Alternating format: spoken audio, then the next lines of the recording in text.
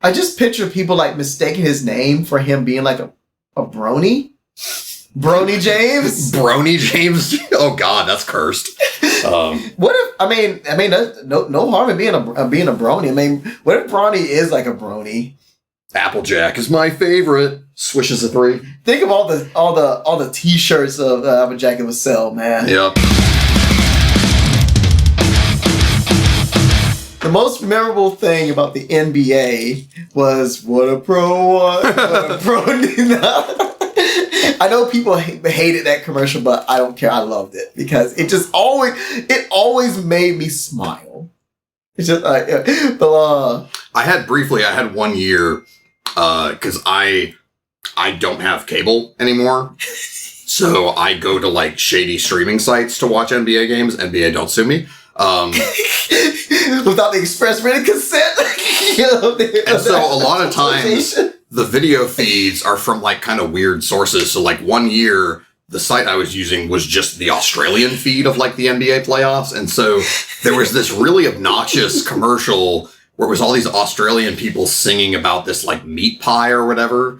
And they had this like ridiculous song, and there was a line that was like, when Ben Simmons makes a 3, and they cut to like Ben Simmons, because he's from Australia, like tossing a basketball behind him, and it like bounces off the wall and ricochets here and there, and then eventually goes through the hoop. I need to see this. Great. And I'll link it in the show notes. Dude, that's dope. And anyway, yeah, so I always, like, that was my like comfort commercial that year. Like, it just always like hit the sweet spot. Well, I guess I don't really know what to say. Oh, I know what to say. I'm like Al Pacino in Any Given Sunday. I don't know what to say. Proceeds to give the most epic speech ever. That was like a YouTube comment years ago. It's like, okay, well, LeBron James still like has either he has like, you know, performance in like either he's on PEDs or he is just like a machine. I'm willing to bet the latter because LeBron is just I think at this point, like, championships aside, I think he surpassed Jordan just from pure athleticism because he's almost 40 and he can still posterize people. Because you remember the missed dunk in the All-Star game with Michael Jordan? Yeah. LeBron ain't doing that. LeBron is like still like a top 5 player at his age.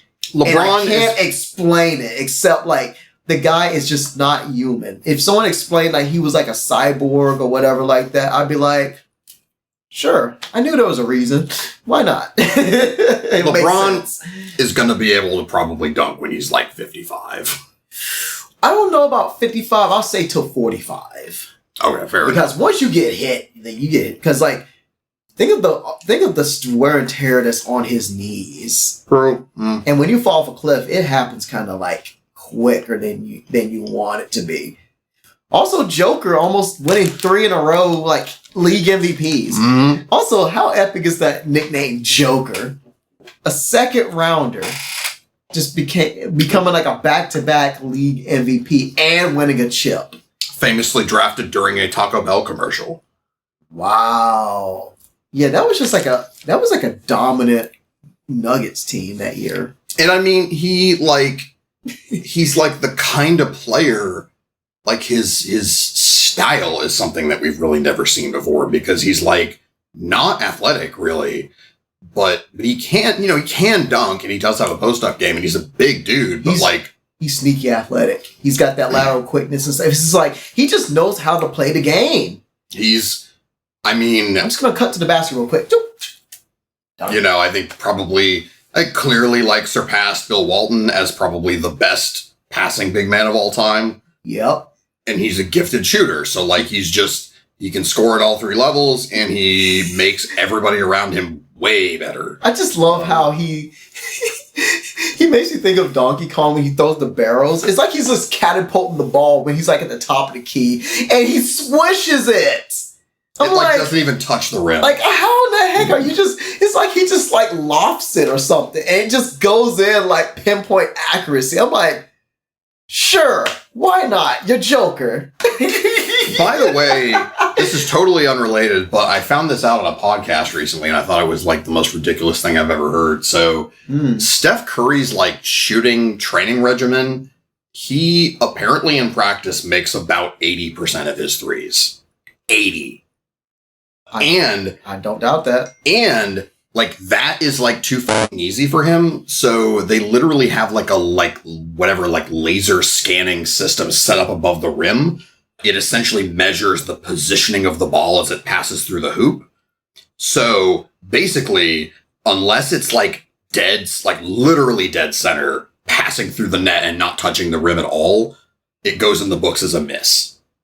Like that's the level of precision that he takes to practice and like honing his craft as a shooter. I mean, does it at this point does that surprise you, or why he's just so damn good after all these years? Yeah, and really not showing any signs of slowing down. Yeah, because even if his athleticism gets zapped, because really he's not really a freak athlete. Nope. He's just like he could like. You talking about LeBron, like, we're talking about LeBron, like, he'll still be at a high level in his 40s. Steph Curry could, like, be 45 and come off somebody's bench. Oh, yeah. But he's like... He's going to be shooting that sweet-ass jumper when he's, like, 70 years old. Like, that skill will never leave. Once his playing days are done, unless he, like, becomes, like, unless he's a head coach, he's gonna be like a hot commodity if people are looking for a shooting coach. Oh yeah. Oh yeah. Or he'll be like like a commentator or like an analyst for like Golden State Sports or something. I don't know.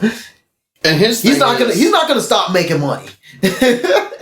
He also developed into like a great initiator of offense and great setter up of teammates, particularly Clay. That was not that was not in his initial repertoire. No. Because that was a knock on him. He's like, can he be a point guard? Because he's kind of too small to be a shooting guard. Right. But can he dribble enough and have those intangibles to be a point guard? A guy who can he be more than just a guy who shoots? Yeah. And he clearly is. And he was willing to do something that like James Harden was never willing to do, that trying to think of like some other guys, like other sort of like probably AI was never willing to do. He is willing to play move nice without the ball. I was gonna say play nice with others, but well, yeah. But that's the basic premise of basketball. This is not a groundbreaking concept. They teach you this stuff in like elementary, middle, and high school. Well, I mean, like, it's funny how like the pros, it's like all this athleticism, but then something simple like move without the ball. Like they teach you that like from like all the way up to from AAU to like I guess from Pee Wee basketball, you like going all the way from there to college, and then when you get to the pros, like that is like a basic NBA. That's a basic basketball concept. Some guys just don't want to do it. And, when they feel like, they're, I'm the offense. I'm the primary initiator of the offense. So I don't, I drive and kick, or I take a shot, or I take a step back, and then my involvement in the play is over. The thing was like, I love how like the concept of putting the ball in the basket was also like a revolutionary thing. It's like, yeah, let's get a lot of guys who can shoot the three very well. Duh. Who gives a crap about dunks? Everybody goes, oh, and everything, and it's just crowd goes on, oh, still counts as 2 points. Threes and layups. Those are the two most efficient shots. I just like how like it took this long for it to be like a 3-point league now. Yeah. Because it used to be dominated by giants. Yeah. It used to be like the WWE, land of the giants. If you don't have like if you don't take a Greg Oden, you're a loser. Like, although, I mean, it's worth noting that I think partly because of how like, sort of perimeter 3-point shooting it is worth noting that probably 3 of the best 5 players right now are all centers. Embiid, Joker, and Giannis. Giannis counts as a center? Yeah. Okay. I guess like a point center. I guess technically, like, It's like a power forward. And I'm sure Giannis would probably say that he plays the 4 and Brook Lopez plays the 5. But he's like a perimeter power forward. But I was going to say, Brook Lopez is a spacing element in the offense. He doesn't play the offensive role of a center. He plays the defensive role of a center. Also, Brook Lopez, shout out to him. That guy has had career longevity. I like his game. He's great. Yeah. They can't do without him. Like, they're screwed when he retires. Because they're not going to have anybody to, like, play that drop coverage. And like, that's not really Giannis's game. He's more of like a roamer on defense, kind of like Rob Williams kind of thing. And, just flying around and blocking shots and just causing chaos. Like, it's just a Stretch Armstrong. Like a living, breathing Stretch Armstrong. He really is. Can you imagine if you gave him a 3? I mean, he doesn't need it. Like, he doesn't need it. Like, to this day, I still love that. You and I think we talked about this in like one of our previous podcast episodes of just like how Ben Simmons like refused to take the threes, and then Embiid, he would be terrible at the threes, but he would take them, and then over time he would get like better at it. Yeah, like no, Joel Embiid shot 38% from 3 this year. Dang, that's above league average. Yeah, no, so he literally averaged more points than minutes. And the one piece of the process that worked. Yep. It was worth the 2 year. Was it 2 years? A 2 year wait? It was worth the 2 year waiting period. Oh, because he was injured. Yep. Yeah, when he was drafted. Yeah. Yep. And I mean, like when you think about it, like Embiid is just a boss, man. The definition of like terrible luck for that dude, where he's either gotten hurt. He had that one series where I think it was the Raptors series where he had like a stomach bug. And he still played, but like he was, clearly like hampered by it. This year, did he win it this year? The MVP? Was it him? Or that was last year. Who won it this year? I have to look this stuff up. It's so sad. Jokic won the MVP this year. Oh, okay. That's right. He. That's the funny thing is, right? Jokic, really, honestly, he finished second last year and missed out on the 3rd straight to Embiid. But that was really because like the Nuggets kind of took their foot off the gas down the stretch. Whereas Embiid was like, no, I want that MVP. He was hungry. Yeah. Yeah. But shout out to Embiid. I like Embiid's game. He's great. I just wish he wouldn't like get like those nicks of like injuries and stuff. And I mean, this year he had that like rare like facial muscle condition that like where he like couldn't move his face and he still played. Dang. Tyrese Maxey. Yeah. I will say I still think the most improved player should have went to my one of my favorite players he used to play at Carolina, Kobe White, and for my Bulls. Yeah. But I was made into a believer when I saw Maxey in the playoffs. I was like, okay, I believe, but then again, he was already good. His job was not in danger or anything. While Kobe was being in talks on the trade block, yeah. So and all of a sudden he's like his offense just went, and his playmaking ability just went up. So I think that's why people are like, that's why they were fine letting Harden go. I mean, Harden was like going to torpedo the team anyway, but like, supposedly Daryl Morey still has like a giant painting of James Harden in his house that he had commissioned. He probably still has up, I'm sure. Wow.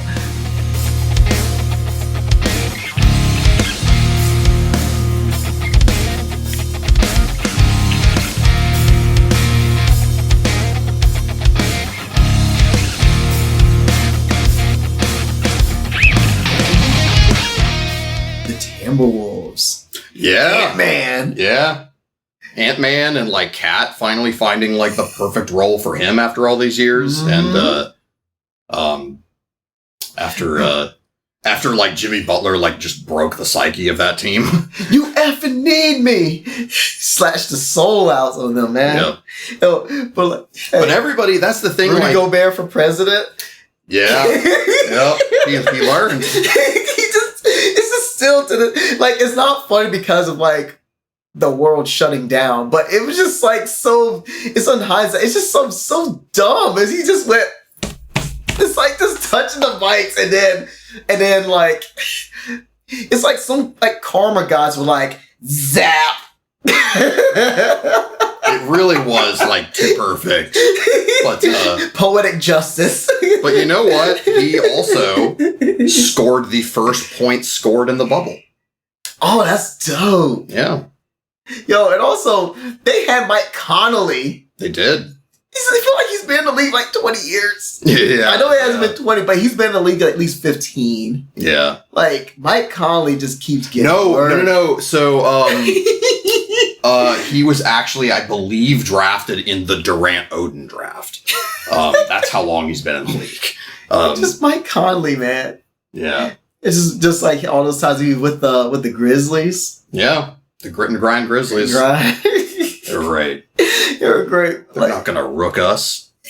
Take that for data. But you're not going to rook us? Yeah, that was when the coach was like mad about the officiating when they played the Spurs. Ooh. And so he intentionally went out and said a bunch of inflammatory shit and got fined to fire up his team. Classic coach 3D chess shit. Wow. And also the take that for data, they definitely sold t-shirts with that on it. We don't get the respect that these guys deserve because Mike Conley doesn't go crazy. He has class and he just plays the game. But I'm not going to let them treat us that way. You know, I know Pop's got pedigree and I'm a young rookie, but they're not going to rook us. That's unacceptable. That was unprofessional. My guys dug in that game and earned the right to be in that game, and they did not even give us a chance. Take that for data. Brunson. Yeah. Remember when people were like, this was a terrible acquisition. This is a terrible free agent signing. Everybody thought it was an overpay and then it became an underpay. Cause thing was, he played 4 years in college for Villanova. Yeah. And then they thought okay, cause there's a stigma around drafting 4-year players.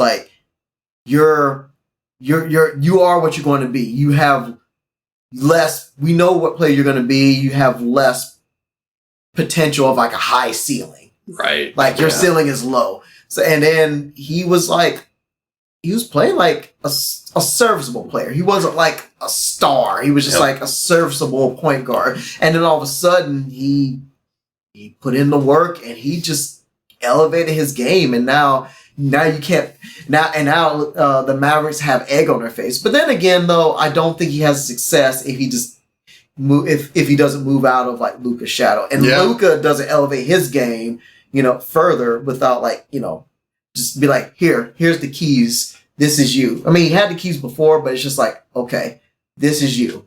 Yeah. Being ball dominant and stuff. But then again, he's playing with Kyrie and somehow not skip a beat. But that's interesting. But Brunson, that was I had fun just watching the Knicks, which for the first time ever. Yeah. I guess actually the last time I had fun watching the Knicks was when they in the 90s when they used to have those wars against the Heat. Yeah. They had the Heat have Tim Hardaway and Alonzo Mourning, and back when the first round was a best of 5. Yeah. Which feels like a travesty because that series should have been a 7s because man, with guys like Patrick Union, dang, Patrick Ewing, Gabrielle's cousin. Or can you imagine Patrick Ewing being the head of a union? Or who's gonna say no to that? Yeah. Just have an intimidating presence. Okay, we'll keep what you want. Anyway, we can compromise. But Patrick Ewing, Allen Houston, John Starks. Remember, hey, even a Heisman Trophy winner, Charlie Ward, was on that team. Oh man, he's I'm gonna play basketball instead of football. Really? He was a quarterback for Florida State. Wow. Yep, and he chose to play basketball. That's gotta be the only Heisman winner to play in the NBA, right? I guess so. I don't know. I've never heard of that before. That's crazy. And then, you had Antonio Gates who played basketball, but he was not an NBA talent in basketball. And then switched to tight end. and then became Antonio Gates. But like I don't know what influenced him to play basketball, to choose pro basketball instead of football, because he was a really good quarterback, but like the black quarterback, hey, can he do this at a high level? Right. Blah, blah, blah. Plus, it was like a question of like maybe not being as dedicated to football. He's like, maybe I'll go in the draft, maybe I won't, maybe I'll try basketball. So it wasn't like an all-in approach, because I think from what I've seen, like, videos done on YouTube, like he could have been like maybe a second rounder or something like that. Like, maybe not quite a first rounder. Maybe he could have been a late first rounder if he was like all in, and GMs were like, yeah.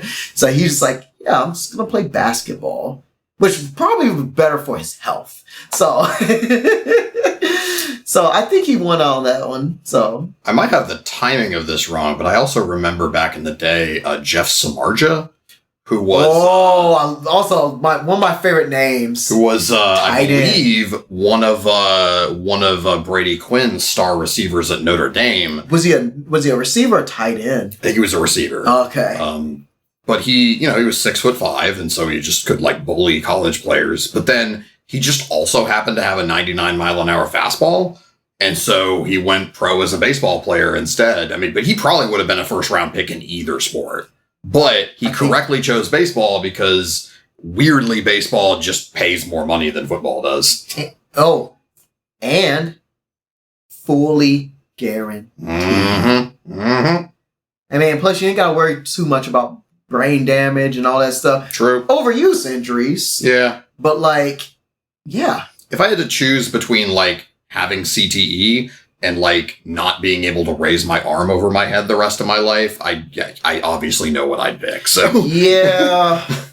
Yeah, because like when you hear stories about like Jim McMahon, it's just like, yeah, and he's like, yeah, and what's sad is like he admits like, yeah, my brain is messed up, and like I probably would have done it again. Yeah. for that championship. So I did want to say also that on the subject of the Knicks, or no, on the subject, I guess Brunson. The New York Villanovas. So the Mavericks, in I believe the 2018 draft, had 2 draft picks, and they drafted Luka, which was the famous trade with Trae Young, and then their second draft pick in that draft was Jalen Brunson. I mean, just in terms of like pure talent and accomplishments in the league, that's got to be one of the best draft classes for an individual team like ever, I would think. Like if you look back on like who like other like insanely famous players were drafted with, like I have no idea who the Cavs picked in the second round that year, like I don't know. So that's kind of crazy. I'm still like perplexed by the Anthony Bennett draft. Which one? Anthony Bennett draft pick. I don't even remember him. Exactly. The look you're given is like when he was drafted. Who? Who? Anthony Bennett. Like that was like the year before like LeBron came home. Okay. Yeah. You had a number 1 overall pick and you like crapped the bed so hard on that. 14 to set. Wow, he only played 3 years in the league. It was I don't know who. To me, it's like whoever was the GM should have got fired. It was that bad. Oh boy, 4.4 points. Yikes! Dude didn't even play that much. It's like a James Wiseman career arc. Well, Hasheem Thabeet. Oh. Although he probably shouldn't have been drafted as high as he should have been, though. Yeah. Yeah. But you got the first overall pick. You can't miss that badly. Nope. You can't. I feel like conspiracy theory is like they whiffed on this so badly so they could like be like pitiful and just like further cement luring LeBron James back to them. Maybe. I seriously doubt it, but like this is me rationalizing this pick because under no circumstances this guy should have been picked first, especially when everybody and their mother, like in that room, in that arena, like including like commentators, I think including like what's his name, Bill Simmons. He was like, "What?" When a commentator says what to your pick, you messed up. Yep. Huh? Poor Anthony Bennett. And Bill Simmons has had some, has had some takes over the years. Let's just put it that way. Well, his reaction was valid on this one. So. Yeah. Although, you know what? He's like a multimillionaire and his podcast is still ridiculously popular. So, whatever. I mean, there you go. Here's a player that I think people kind of gloss over. I think it was his rookie year this year. Jaime Jaquez. On the Heat? From the Heat. Remember when people were like, okay, he looks kind of corny with his headband and stuff like that. Oh, yeah, he's like a product of the system. Or like, yeah, he's another 4-year player. Yeah, he's got this low ceiling and stuff. And all of a sudden, like, he's like your third best player. On a team with Jimmy Buckets and Bam. Yeah. Like, no, I mean, he was like in the late 20s. Yeah. There's always one of those guys. I mean, he just know how to scout talent. Pat Riley, we were talking about like Joe Mazzulla being like a mob boss. Pat Riley is like probably like an OG. If someone told me he was like an OG mob boss, I would believe you in spades. If someone told me at some point in his life Pat Riley has ordered someone killed, I honestly would believe it. I mean, he even got like that. He got like the silvery slick back hair. I'm if I see him on the street, I'm like, first of all, I'm gonna pull like a Wayne's World and like drop to his feet like, I'm not worthy, or either that or I'm turning around and walking the other direction.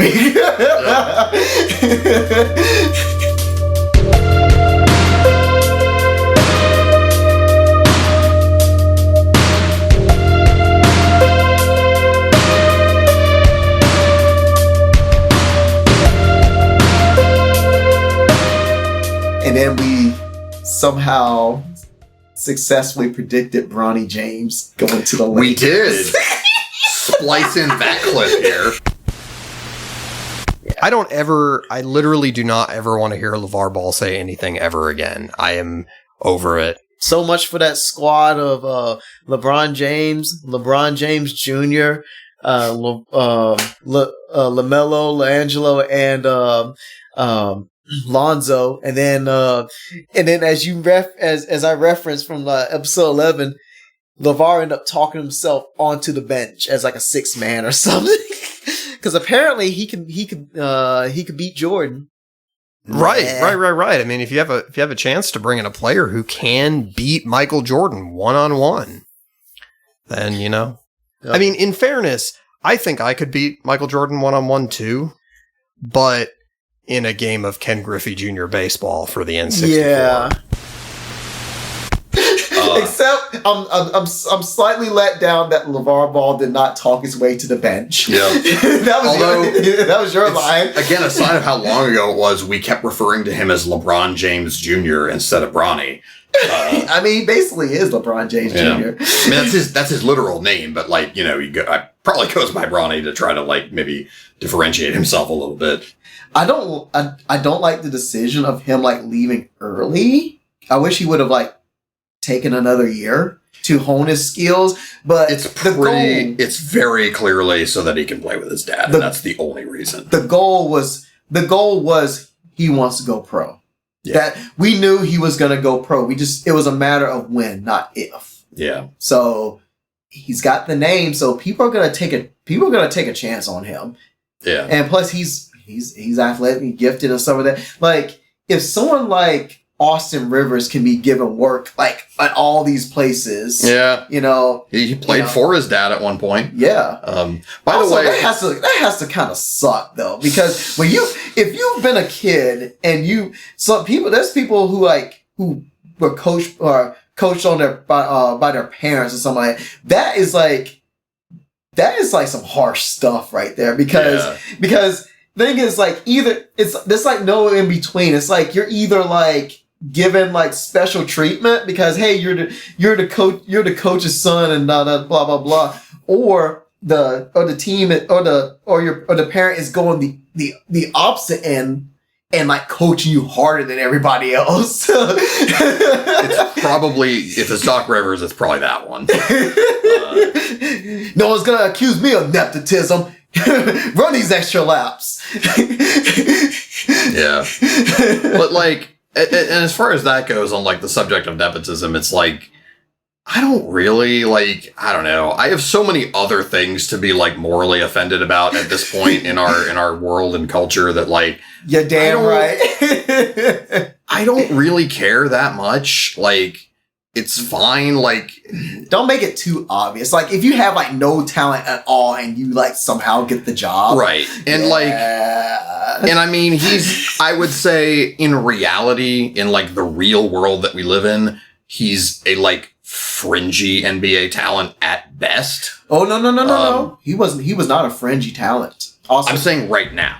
Like, are you talking about Bronny or are you talking about Austin Rivers? Bronny. Oh, okay, Bronny. Okay. Yeah. Because Austin Rivers, he was like... No, he was a real player. He was burning Carolina. Yeah, so I was like, yeah. No, by the way, Austin Rivers has a podcast on The Ringer now. And I don't listen to it because I just don't really care what athletes have to say most of the time. But they be saying some funny stuff though. Sometimes, but like I'm never ever going to listen to like Draymond Green's podcast or something like that. Like, I'll listen to it, and they like every single one of them, like even like bench players have their own podcast now, and they mostly suck. All the smoke. In my opinion, I mean, athletes to a point in their own way are entertainers. Obviously, it's an entertainment product, but they are not always like gifted performers. Is what I would say. Because that's not what they were selected for. They were selected for their ability to be athletes, right? Yeah. For the same reason why no one would ask Tosin Abasi, who's probably the best guitar player in the world, nobody would be like, can you also like have a side hustle as like a pro basketball player? You know what I mean? Like that's not what he was selected for. But anyway, I don't really care so much about the nepotism thing because, like, Thanasis Antetokounmpo is arguably probably shouldn't be in the league. I forget who the other one was. Somebody's brother was on the Knicks for many years. It's always happened. It's always gonna happen. Like, I just don't care that much. I really don't. I mean, if it can happen for college, like to get you into school, then like, okay, I mean, it's just another avenue. And whatever, like, you know, honestly, I mean, it's gonna get way too much media coverage. Like, apparently, they were saying that at Summer League, it was like Alex Sarr and like Bronny James were the ones that were like on the big banner in front of the arena. And it's like, okay. So like, that's the state of Summer League this year. Alex Sarr. Who apparently, by the way, Alex Sarr apparently had like, what was it? He was like 2 for like 25 or something over like 3 games.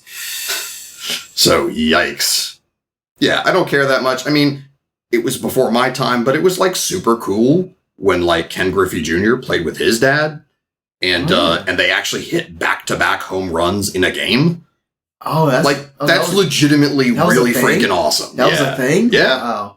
Yeah, at the very, very end of his dad's career, and he was I think he got called up at like 18.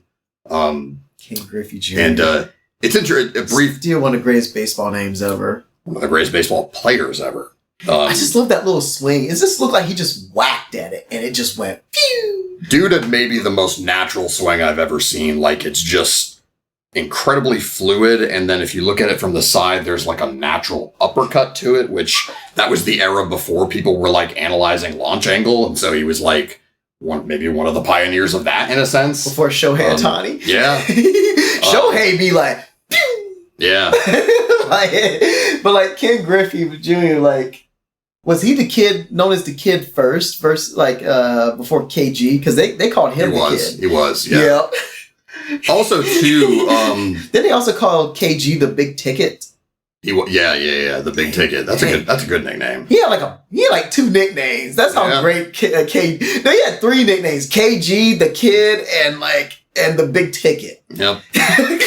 Not given by him, by himself, by the way. Yep. That's the way to do it. Just type things under the nicknames. But somebody once did a study, statistical analysis of like all of the baseball players to ever be called up at 18. Because again, you know, in baseball, typically you get drafted and then you're probably in the minors for like 3 or 4 years. But like Andrew Jones was called up at 18. Ronald Acuna? Or was he was in the minors for a couple years? I think he was. Juan Soto was called up at maybe it's 19. I can't remember, but Juan Soto was called up at 19. Bryce Harper was called up at 19. Bryce Harper, yeah. Well, Bryce Harper was the truth, though. And it's like, and I don't have the numbers in front of me, but it's like. What about Strasburg? Basically, I think Strasburg was too. You guys use a phenom, yeah. It's something like if you're actually good enough to be called up at that age, you actually have a like remarkably high chance of becoming a Hall of Famer. And I just thought that was kind of cool, like, because it shows, right? Like, again, if you're that good that you're just tearing up the minor leagues at that age, then yeah, probably. It's like in professional wrestling, it's just like, yes, you're green in the ring, but like your skills is undeniable. It's too good to ignore, and like we need to bring you to the main roster. And put you on the main show to make us money now because you got the goods. Like we can't waste your time and our time and your talents, like, learning when you already got a chunk of it. Yeah. Here you go. Learn on the job here. You and I need to make money now. Yep. And we'll make even subsequently more. Because you will get better because you are that damn good. And I wanted to bring up Andrew Jones too because he at age 9, I guess it was 19, he got called up for his age 19 season to the majors for the Braves, obviously. And he was one of my favorite players growing up. He at 19 hit 2 home runs in a World Series game. Wow. So that's a very kind of a cool moment. Did they win the chip that year? No, that would have been the year that Derek Jeter won his first ring. Oh.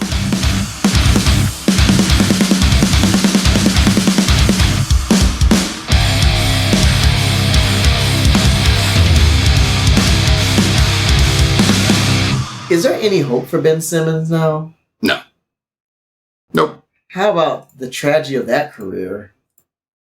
I mean, at the very least... Got his money and then... From his... Yeah. Well, I would say that, I mean, it's less of a tragedy in this sense that he got that contract. So, I mean, say what you will about the guy, but he made his money and his grandkids are going to be set for life and all that stuff. And as long as he's not stupid with his money, he'll be fine for the rest of his life. And the thing is, and this is like a selfish thing of me, but like for a person, right?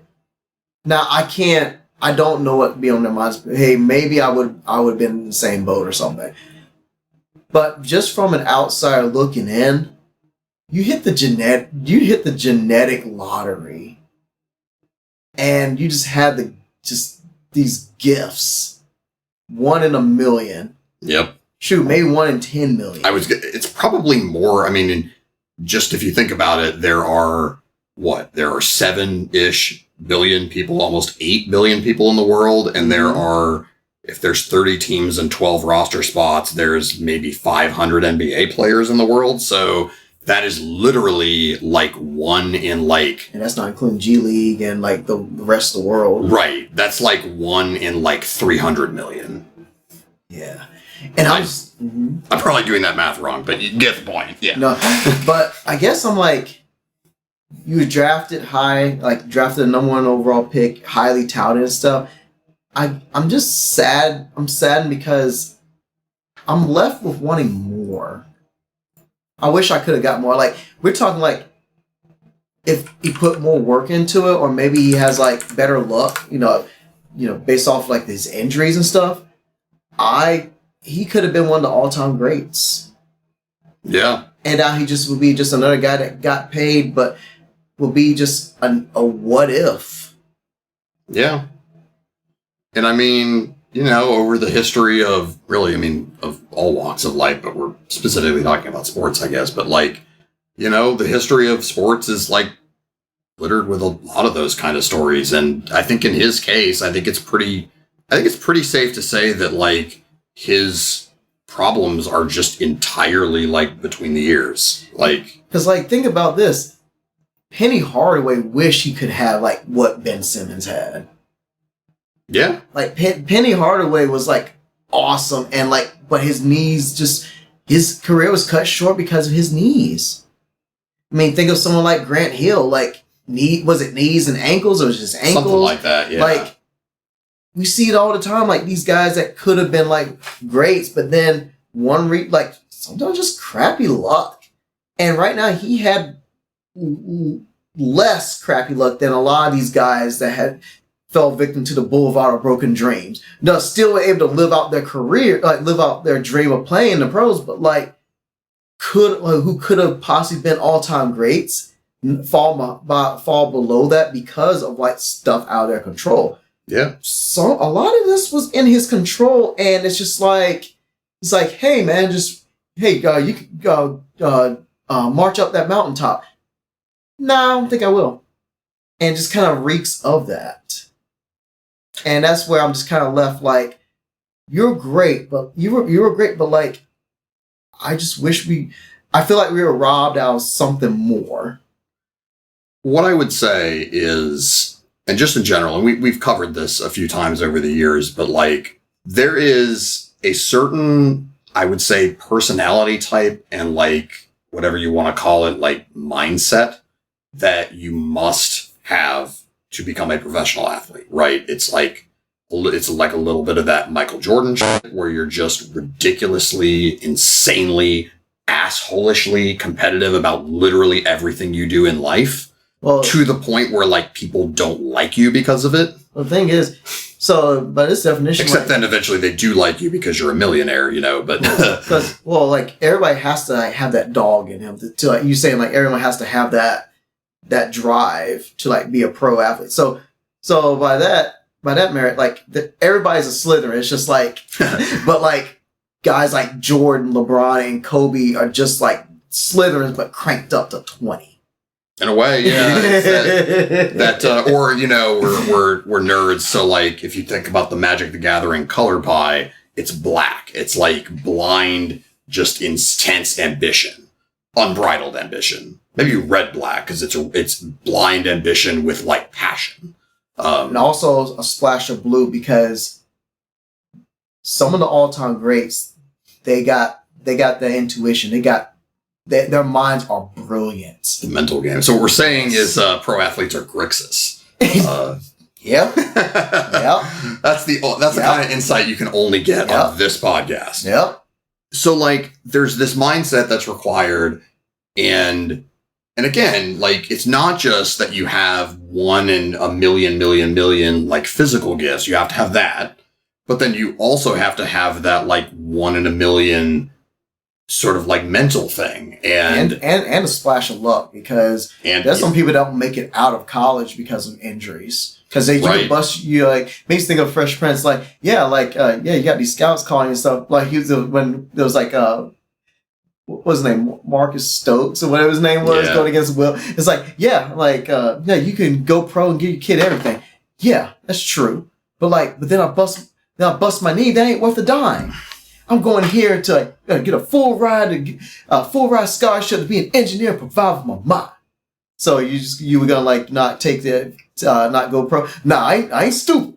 I ain't no fool. If someone pays me $1 million to do a basketball, I'm gonna take it. But it requires luck because I've seen a lot of people like bust bust something and then don't make it. I mean, think of football players that that get injured and then their draft stock, they automatically get bounced out of the first round. Right.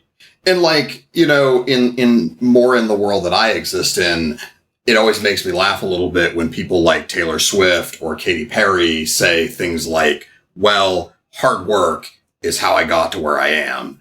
And it's like, that is partially true, but hard work maintains where you are too. Man. You worked insanely hard and you were insanely talented, yes, but you also your thing caught on at the exact right perfect moment and was marketed well and was then capitalized on successfully through business ventures and things. You know what I mean? So there's a lot more to it. But again, from that person's individual perspective, what they see is their hard work. And right? Before that, Taylor Swift was part of a well-off family, and she just so happened to be able to have the backing to be able to and support to be yeah, I'm gonna do this. Right. And I'm not picking on her. I just that's a lot of famous business people will say that too. And it's like, there's always with any sort of like wildly successful thing like that, there's always an element of luck, an element of like right place, right time. Mm-hmm. And I don't know. I always, and again, look at YouTube. right. Any sort of content creator is like, you know, they work insanely hard, but they also just find an audience and are good at marketing themselves and all that stuff. So I always like find that like just a hair like condescending, where it's like, where I think the people that like win at like life in that way, they want to characterize it like it's just a pure meritocracy that is entirely correlated to like how hard you work. And it's like, it's not. Like it very clearly is not. Like bootstraps mentality? Kind of, yeah. Like I work for everything I got. No, like, that's not completely true. Because it makes you think of like, dang, I've been on a music kick. Now I'm on like a Fresh Prince kick. Remember when Will he thought he was like getting too soft? He's like becoming like, part of the family and stuff. He ripped up the initial check that Uncle Phil gave him, and he decided to like work for his money. And then he was like, yeah, I'm trying to be like you, and just like, not needing help and work and do it on my own. And then he's like, Uncle Phil's like, yeah, that's full of a malarkey there. Like that's a bunch of bull there. Yeah, you got people that's gonna open doors for you, man. People open doors for me. People like me are gonna help open doors for you. So it's just like that circle of life. You can't or won't be able to do anything on your own. Yeah. And that's a myth. Like you can't just like, I became this success all on my own. Especially if you're an entertainer, you need somebody to care about you. But to bring it back to athletes, like there's this personality that's required to even sniff at the pros, right? And like in the case of Ben Simmons, it's like he got that far because of his physical gifts. And like I said, the red carpet rolled out for him. Right. He had doors open for him. And like people are saying, you're the man. Like you set foot on like the LSU campus, you're a one and done, but you're automatically the man. Oh yeah. And you're going to be the first man taken in a draft. Yep. And he came to get a big head like and he came to the 76ers with all of the expectations that came with a team that lost on purpose for 5 years to draft him. And he didn't play like his what would have been his initial rookie year. Yep, he did not.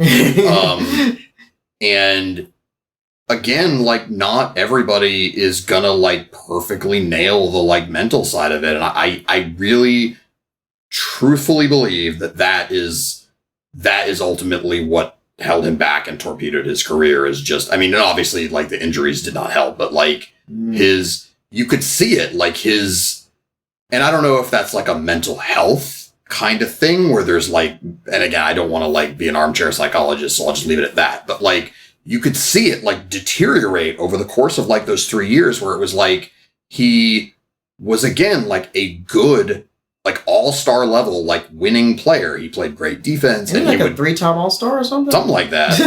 He obviously was a great like facilitator and initiator of offense. Like and would set up Embiid. He's like a 6'10" point guard. And he was not shy about going to the basket. I mean, that's all he had. He didn't really have a mid-range. And he still shot like 50% from free throw or whatever, but like he didn't need, he was still very effective. I just wonder how much him being crucified for passing up the dunk, like, really impacted him. Well, that was people were relentless on him. But my point, like, the deterioration I'm talking about started like well before that. Like, he started going to the basket less and less. He obviously never took 3-pointers in games, and then would post videos every summer of him working out, shooting 3-pointers, and then just never. I mean, obviously, mentally just never felt comfortable or confident enough to do it in a game. The yips? Maybe. There was that situation years ago where John Lester couldn't throw to first base at all. And teams knew this. And so they would, like, intentionally, like, bunt and do stuff like that. Yeah. And, I mean, he was still an effective pitcher, but, like, he would literally, like, in some cases, like on a tapper back to the mound, he would like pick up the ball and like awkwardly run for a few steps and then like underhand it to first base because he just couldn't throw. And again, that's a pitcher. That's a man who throws a baseball for a living. Well, some people just have their quirks and stuff, but he made up for it in other areas. So, Yeah. I mean, but yeah, and then obviously Simmons, like, it got worse and worse, and then obviously that was the straw that broke the camel's back, was the pass to Matisse Thybulle. And yeah, and I mean, like, it just, like, clearly, like, broke him and broke that team. And then he got to, and then he was like supposed to play with the Nets with a super team with KD and Harden and Kyrie. No, he went to the Nets for Harden. So that was when Harden went to Philadelphia. And then and then Kyrie and KD left. And then this is your team, man. And then I heard they told him just to go away or something. Or like you already shut him down for the season or whatever. Something weird. Yeah, I didn't keep track of the saga. I don't even think he played. Yeah, I mean, at this he was point, just off the team or something. Yeah. Like, I don't know if it was like from injury or just like, I don't know. It was bizarre. But again, like, he's fallen from grace to such a point that he's like really just not a relevant NBA player at this point. Mm-hmm. And then you have like guys like Zion, but he has injuries. But but when he's on, he's on. And I would say the likelihood of him ever like recovering, again, it's like, okay, maybe there's some way he could like become like an effective role player. Because like I would say probably his best would have been when they had Jimmy Butler and he was like the fourth option on the team, right? Because then that was like a much more comfortable role for him, clearly, than like being the number 2 option. But again, I'm left wanting more. I don't want we didn't want a fourth option. We wanted a modern Magic Johnson. And it fell well below that. Yeah. And I think that's always like, and he could have I won't say easily, but he could have been that. It's like in your like much younger years when like meet this girl and you're like clearly mutually attracted and you just vibe on a level and it's like you're like, this is the start of something really good. Mm-hmm. And then something happens and it doesn't work out, and you move on and you meet someone else and you get married and you have kids, but then it's like always that little like twinge in the back of your head that's like, man, way back when, what might have happened, if something had been different. Because, like, there's always that thing in our minds of, like, the potential unfulfilled. And that's what he is. Like, he very clearly did not, like, maximize his potential. Yeah. I'm like the older guy, like, going to, like, a young guy. I'm like, man, if I were your age, and have what you have right now, man, I would do this, this, and this. But that doesn't help anything. They're over here where they are, and I'm over here where I'm at. So yeah. So it's a moot point. And we're almost getting, ironically, to detox territory here, where it's like, that's also just part of getting older, which we have essentially been doing like live on this show for 7 years. Where like we got a 7-year itch. Yeah. Nobody, and I don't care who you are or what kind of life you lead, nobody gets older without having some kind of regrets. And I'm sure he later in life, regardless of what and he has his millions of dollars to like cry himself to sleep with at night, but like something tells me he's gonna blow it, and I hope maybe not. I don't know anything about him personally, so I'm not going to speculate on that, but although, you've brought this point up before that there's like a very large percentage of pro athletes that do end up blowing their money. And I saw that on the documentary Broke, but it's a well-documented statistic because and like 80% or something. Yeah.